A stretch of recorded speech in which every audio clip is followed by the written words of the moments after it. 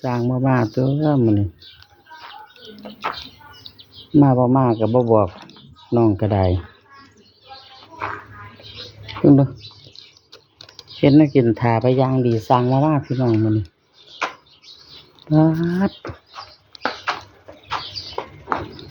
ปัดหมกม่วงดูพี่น้องนะบังม่วงไหม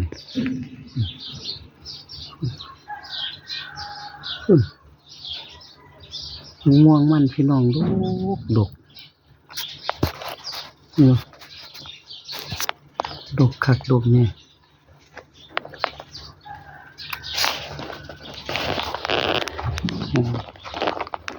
มาบอกว่าสิมาบ่มาน้องก็ได้เก็บมันกินไว้ถ่ายอย่างดีแต่ว่าขันมากสิมาแต่เช้าขันมากกับบ่มาเลยมาบอกเขานี่ว่ามื้อมาดอกกับบ่ว่า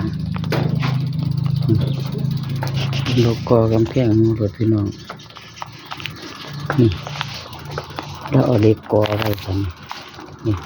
เอาไปสิเทข้างนี้เอาเป็นพวกเสาค่ะ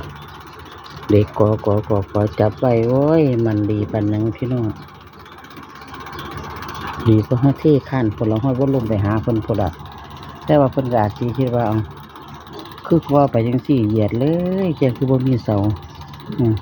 แล้วเบิ่งทางนอกบ่เห็นเสาเนาะพี่น้องเนาะแค่ที่ทางในเห็นเสาประมาณที่ห้าแล้วบ่เป็นหยังดอกฉันแค่ว่าแม่นเอ็ดนี้พี่น้องคนเว้ยมันมีไปทางเพิ่นตีลงไปพุ่นนี่พี่น้องเล็ก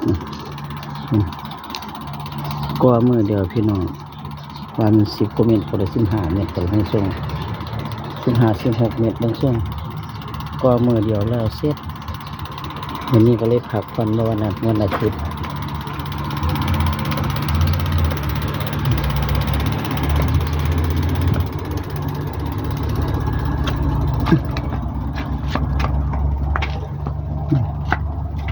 ก็ดีแล้วพี่น้องก็หัวไว้กันใกล้กันยังมันก็กองหัวไก่กับเต้นตะขี่ไก่ขี่กาเนาะพี่น้องเนาะ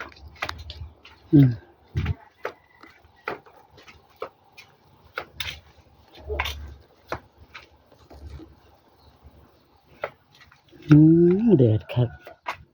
อันนี้ก็กองหัวไปหน้าบ้านนี่พี่น้องนี่คุณ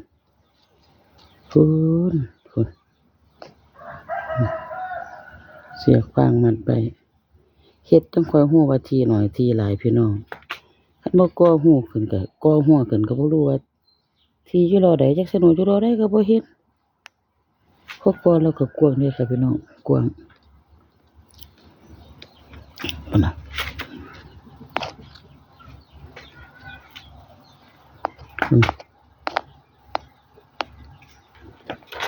ที่ข้างทั้งในก็เฮาก็เห็นในพี่น้อง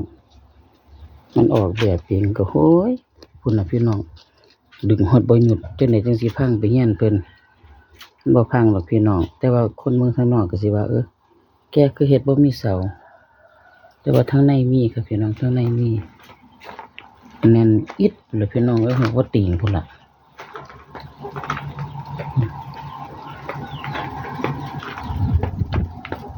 โอ้ยขามันยังค่อยเย็นสวยเดินที่ข้านตรงเรียน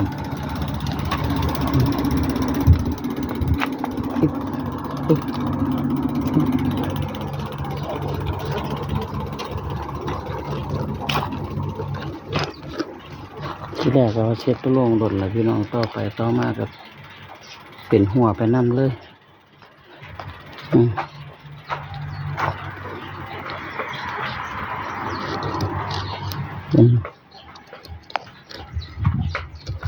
มันหนาวกับบ่วิ่งกันมันเป็นฝนเป็นดอกเป็นน้ำหนาวก็ได้คุณมองเบาพี่น้องมองเบานี่กับหนาวค่ะอันนี้กับม่วง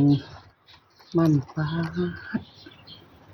อยู่นี่วันเปีย200-300เมื่อไว้อยู่นี่ดกคักดกเนี่ยบางหนาวก็หลายต้นพี่น้องกินบ่บาดบ่ไหว โลนซุมือบักนาวก็ได้นั่นน่ะฮาดแดดครับพี่น้องแดดปีนี้เพิ่นว่าสิฮ้อนคักอยู่เนาะปีนี้ปาดฮ้อนคักกว่านี้เฮ็ดจังได๋ซะพุ่นน่ะแดดแท้แดดว่าน้องพักผ่อนมื้อนี้สร้างก็พักผ่อนสร้างก็บ่ได้มาอ้าวสร้างพักผ่อน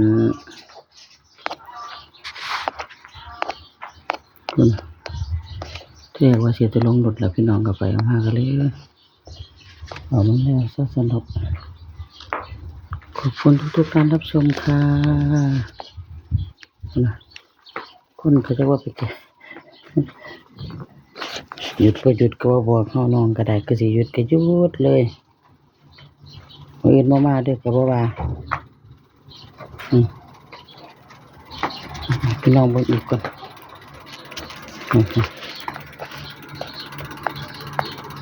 เอาเสาไว้นี่ที่เจ้าของค่ะ